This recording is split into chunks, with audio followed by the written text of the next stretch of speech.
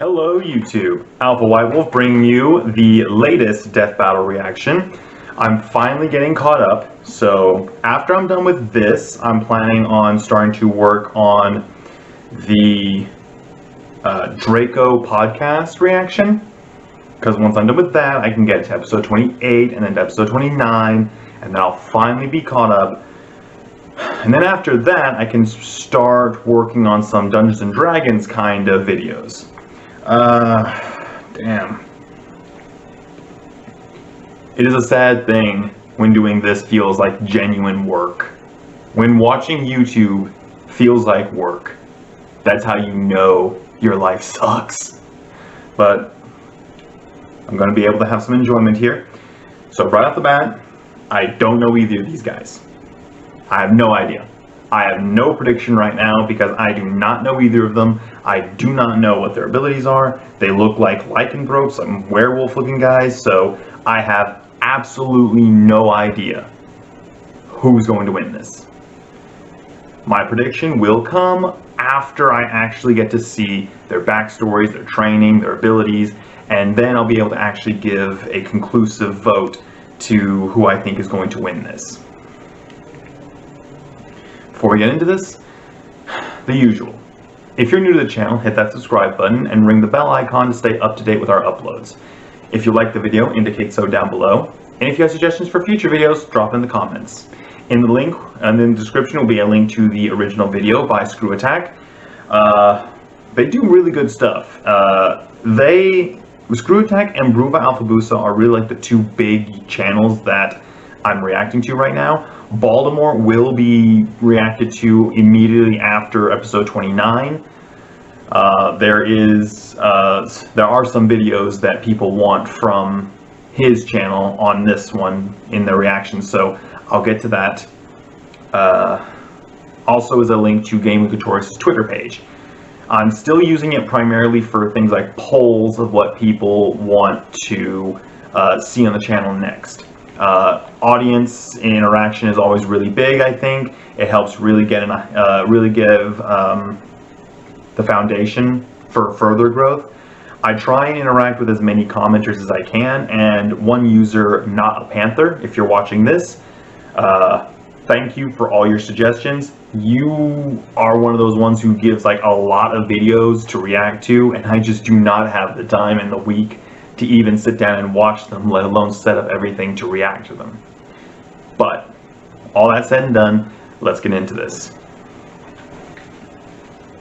Videos to go in 3, 2, 1, and play. Before we get to today's death battle, we just want to thank HBO Max for sponsoring this episode. Give him the deets, Ringmaster! Ladies and gentlemen, welcome to the amazing world of HBO Max!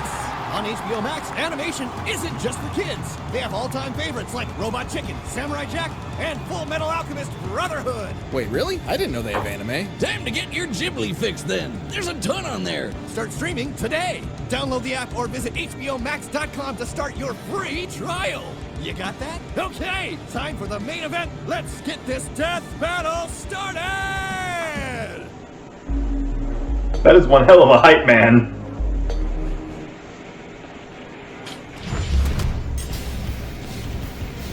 Sir Thomas Browne once said, "Every man is his own greatest enemy, and as it were, his own executioner."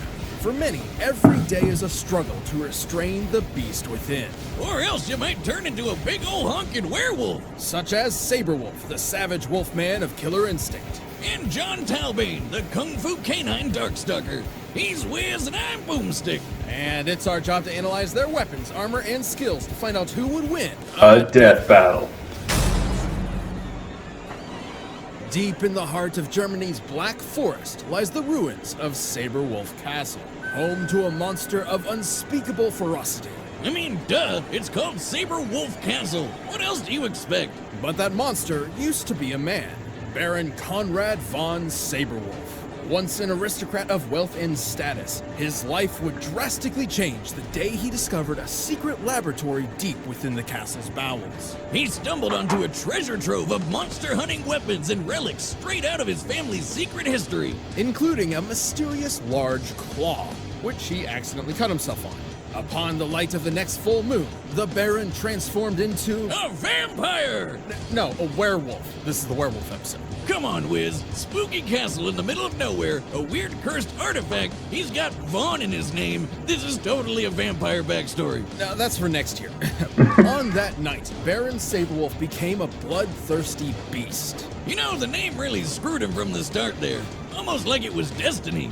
Well, originating as early as classical antiquity, the fable of men turning into wolves under a full moon is a staple of European folklore. Real-life victims of so-called lycanthropy most likely suffered from porphyria, hypertrichosis, or rabies. Sabi rampaged all over the country, killing everyone he found. Because as a big hairy demon dog, being a werewolf means your strength, speed, and tough hide are off the charts. Oh, and it makes you great at basketball. With his razor-sharp claws, Sabrewulf can easily tear through solid steel. Also, any one of his cuts can potentially pass his curse to new victims. But he's pretty happy using those claws to brutally rush down any foe. With a howl to the sky, Sabrewulf can amp himself up, or tap into his killer instinct to enter a feral rage. In this state, any sense of shame or repression is eliminated as he truly becomes a mindless monster. It also increases his chip damage and allows him to cancel auto doubles into other auto... Yeah, it makes him even more stronger and faster. We get it. And to top it off, he can summon bats that are on fire. Gotta be honest, not sure where this one comes from. He's a vampire in a fursuit. Called it.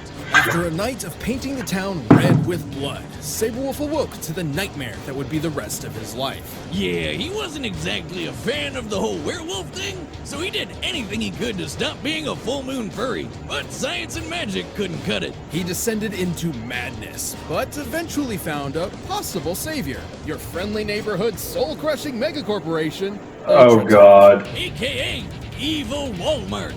Or just Walmart. Ultratech promised Sabrewulf a cure for his lycanthropy.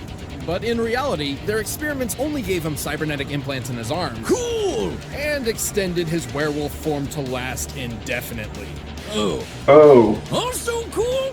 But Sabrewulf was none the wiser. In return for a cure that would never come, he agreed to fight on Ultratech's behalf in their Killer Instinct tournament. What a goober!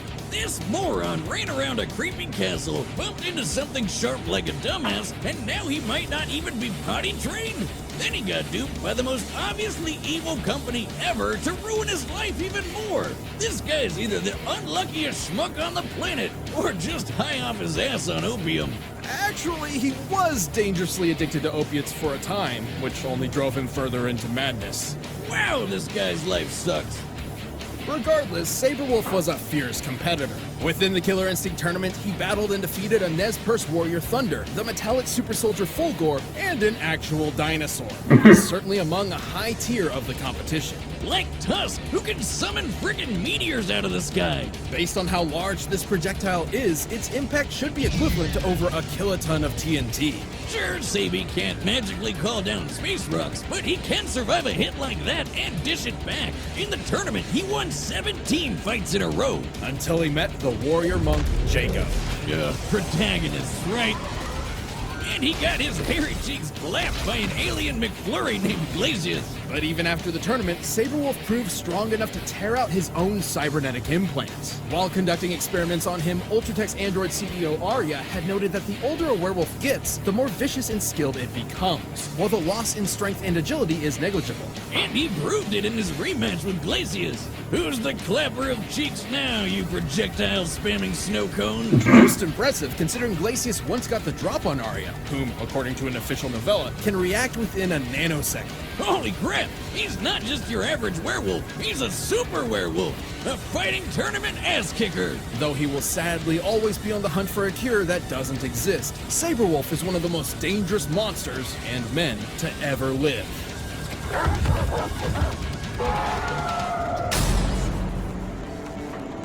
Welcome to the demon realm of Makai, a dimension inhabited by powerful beings known as Darkstalkers. Basically, your classic Hollywood movie monsters mixed with anime powers. Makai is ruled by several noble clans, including the Kroots, a family of beasts. Like werewolves? Including one prominent member, Baraba the Wolf Lord, who had a son named Galen. Which means hungry wolf.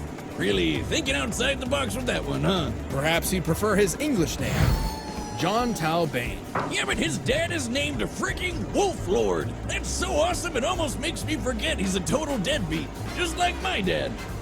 Did I say that out loud? Things got worse. Daddy One of the Wolf issues. Lord's enemies, the Demon Jeddah, sent an assassin to kill Jon's mother. Dick move. Moms are off limits. Now a werewolf and an orphan, Jon grew up pretty pissed off at just about everything, especially the humans that hunted him when he transformed. In the light of a full moon, Jon can't help but embrace his crew's heritage. And under a red blood moon, he risks losing all sense of self and becoming a ravenous beast.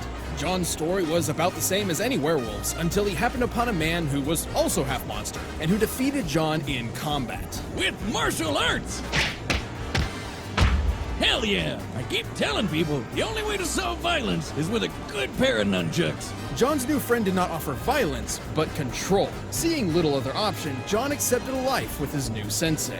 Well, we don't know for sure what fighting style he was trained in. Based on the time period, location, and his stance, we can guess that he was learning Shotokan karate. Inspired by Bushido and Zen Buddhism, Shotokan karate's focus is on controlled calm, a strong defense, and a rejection of unnecessary violence. Basically the exact opposite of being a werewolf. Well, sign me up for his doggy dojo, because I have no idea how all that Zen stuff translates to moves like his climb chaser and wild circular. Rejection of unnecessary violence? My ass. This dude's just showing off. By embracing his werewolf speed, Jon can bash foes with his nunchaku and move so fast he appears to be in two places at once. And by tapping into his inner energy, ki, Jon can perform the beast cannon and rocket around the room like a doggy meteor of pain. But that's nothing compared to the almighty dragon cannon. Oh yeah! So much for being Zen, right? That dragon can incinerate a whole wall. Jon's training seemed to do the trick, until his master was killed by a group of bandits.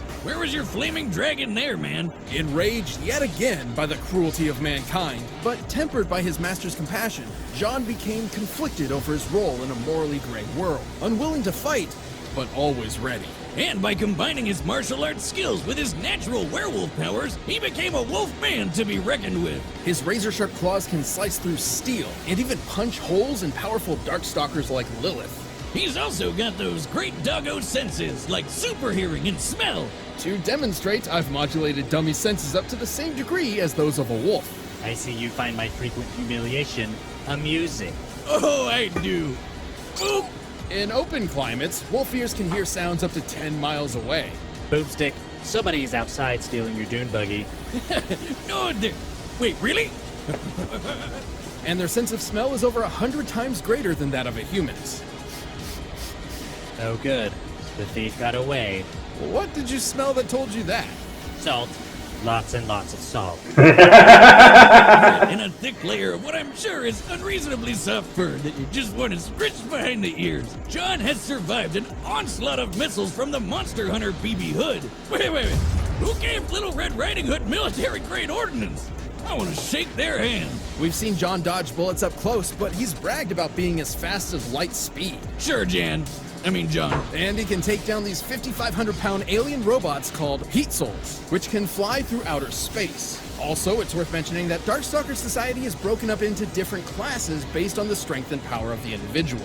Jon is a B-plus class Darkstalker, which is way above average, so it makes sense to compare him to other B-plus classers to gauge his limits. Like Anakaris, who sank all of ancient Egypt underground. Or QB, who could lift a massive beehive high above this castle. Based on its size relative to the castle, this hive would have to weigh over 30 million tons. That's like lifting over 300 aircraft carriers. And Jon's way more jacked than she is. And imagine getting stung by one of those bees. Even with his amazing power, after decades of torment, Jon had resigned himself to a life of misery and solitude. Until he met the cutest cat girl around. Now, we all know cats are usually super evil and Satan's presence on Earth, but Felicia taught him that humans actually aren't so bad. Wait. So years of martial arts discipline couldn't temper his bad side, but getting laid did? You know what? I believe it. As far as we know, they're just friends. Yeah, and I'm sure the internet could give you 34 good reasons why that's bullshit. Felicia would help Jon conquer his dark side. Literally. Like, he literally fought his dark side and killed it. I always thought that was supposed to be like metaphor stuff, but I guess that isn't the weirdest thing we've talked about. And with that victory, Jon finally claimed dominance over his monstrous identity and committed himself to a life of compassion. But Jon will always be a Darkstalker. If he relapses, he'll be as deadly as ever. There will always be a monster inside of him, just waiting to be let loose. Existence with humans is impossible. That is why we are called Darkstalkers. All right, the combatants are set. We've run the data through all possibilities. But speaking of howling in the middle of the night, let's talk about Blue Chew. This is a tough one.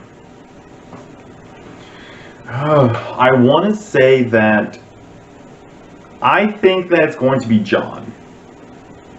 I think the fact that he is pretty much in control is really going to aid him in this. Sabrewulf, from what I understand, has his periods of lucidity, but Jon is just constantly in control, unless, you know, like a blood moon occurs. A lot of their strength and speed feats seem almost identical.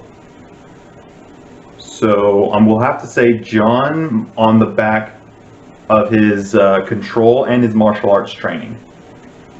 Sabrewulf seems like he's just so primal that the martial arts that Jon has could probably give him the edge here. Now, It's time for a death battle!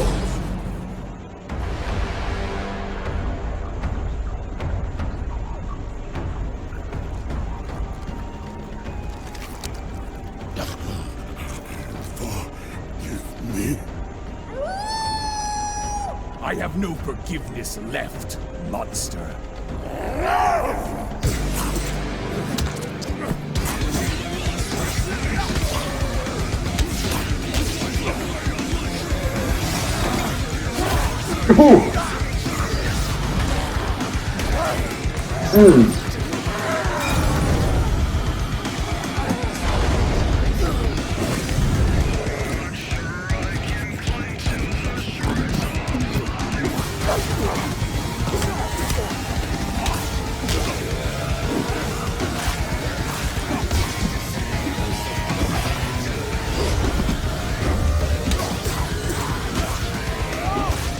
Going somewhat inverted.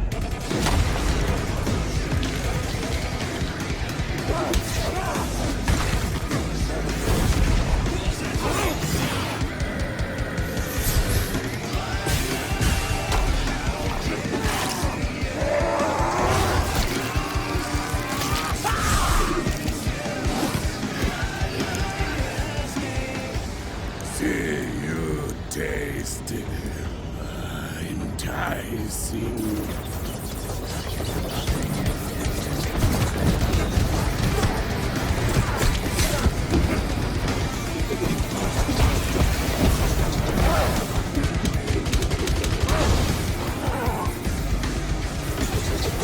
Taste the fury of the beast!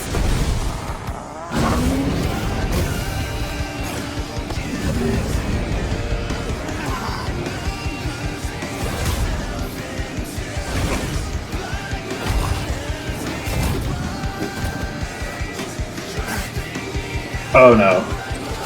No, not now.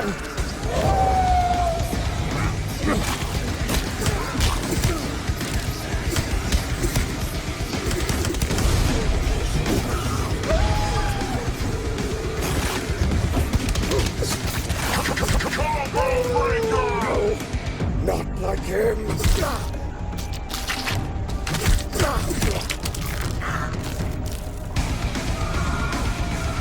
Not like this!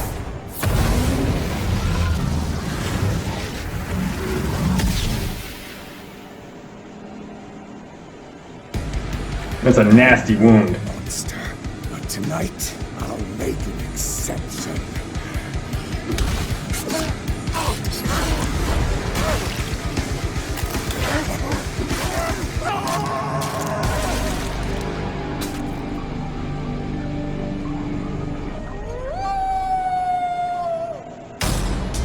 KO. Wiz, I think I need to see a therapist. to tell them how awesome that was? Sabrewulf was a ferocious foe, but Jon had a lot going for him in most regards. For instance, Jon was trained in genuine martial arts and practiced them for decades, while Sabrewulf relied entirely on instinct. You mean killer instinct, eh? But You're no fun. But hey, remember how Sabi defeated Glacius, who attacked Arya in less than a nanosecond? Technically, that put Sabrewulf's reaction capability well within light speed, which Jon claimed he could match. But that was just bragging, right? Hardly. Those Weitzel units Jon fought were capable of flying across the galaxy, hundreds of millions of light years in only a short time. This is important because fellow Darkstalkers Morgan and Dimitri have intercepted Weetzels in mid-flight combat.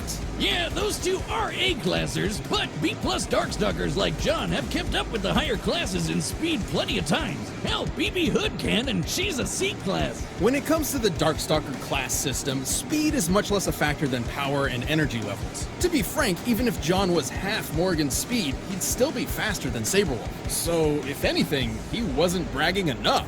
He was way stronger, too. QB's also a B-plus Darkstalker, and she lifted that 30 million ton beehive. Way more than anything Sabrewulf can pull off. And when it came to ranged options, I think a Flaming Inferno Key Dragon beats out a lone discount Fire Bat any day. While his application is different, we can gauge the level of ki Jon has at his disposal by factoring Anakaris sinking all of Egypt. So the only logical thing to do was measure the total weight of ancient Egypt. No, really. We did that.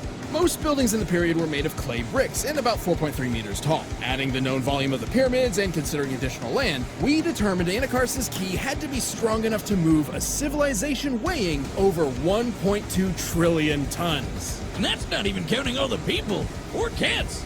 They had a shitload of cats. Now that sounds crazy for an old school horror monster like a mummy or a werewolf, but Darkstalkers aren't quite like the classics. At this fight's core, though, Jon won because of the kind of werewolf he was. Through years of struggle, Sabrewulf never found any means to tame his savagery, while Jon had successfully managed to regulate his wild side, giving a level of precision, skill, and control the poor Baron couldn't even begin to understand. Sabrewulf was vicious and unrelenting, but Jon had the training, the power, and, yes, the Flaming Inferno Dragons to score a brutal victory. Brutal doesn't even cut it. I mean, how much blood was that? You know, it had to be at least a gallon. The winner is Jon Talbain. Thanks for watching this episode of Death Battle. Come back next week to see previews of our upcoming matchups. If you I want to watch just more got stuff, the you can gallon click the thing. boxes right around here, and you can always pick up some DB merch at store. Okay, who's next? Attention, blue team! That's right. Red team, we are here to destroy you! I got a tank! People with tanks are never outnumbered. Ooh, not long. So that was great. That was a lot of fun. I will say this. It was very interesting seeing this. Werewolves are one of my favorite fictional monsters, and frankly, I think that this one coming out just after Halloween, from what I can best figure, if I remember correctly, Death Battle has like this subscriber service where you can get videos a little earlier than YouTube. So I'm pretty sure that the actual video for those subscribers was released actually on Halloween. It's all well and good. It's all great. And looking at these views, it's been less than 2 weeks and it already has over 1 million views, which, now that I think about it, I need to go see something. Just give me a quick moment. Where is it? Where is it? Here it is. I just need to go check out, because I remember that it was one of the most watched videos I've ever seen. So many views. I just needed to go take a look at the Deadpool versus Deathstroke view count, and it's almost to 40 million views. That's insane. But yeah, this battle, Sabrewulf versus, what was his name? Jon Talbain. This was interesting, but I'm more looking forward to the red versus blue death battle I loved that show. I never watched season 16. I've seen like little clips here and there, but never actually watched it. But I will say I'm interested in the Death Battle. So, I believe that's about it.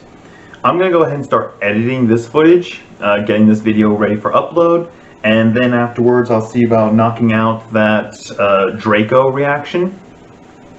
Then episode 28 and episode 29, then some Baltimore videos, and then I'll finally be able to get some D&D stuff. That's something I'm looking forward to doing. I'm really looking forward to that. But in the meantime, if you liked the video, indicate so down below. If you're new to the channel, hit that subscribe button and ring that bell to stay up to date with the uploads. If you have suggestions for future videos, drop them in the comments. As Not a Panther will be able to tell you, I tend to respond pretty quickly. I do sometimes dip out for a couple days at a time, but I always come back, always take a look, and I always try and reply in a fairly timely manner. In the description is a link to Gaming Glatorius' Twitter page. It's like 4 in the afternoon. I should not be this tired. But yeah, in the description is a link to Gaming Glatorius' Twitter page, so go ahead and follow us on that. And as well as a link to the original video, so go check that out because this was a lot of fun to watch. Yeah, this has been Alpha White Wolf. I'm signing off. You keep howling, Wolfpack.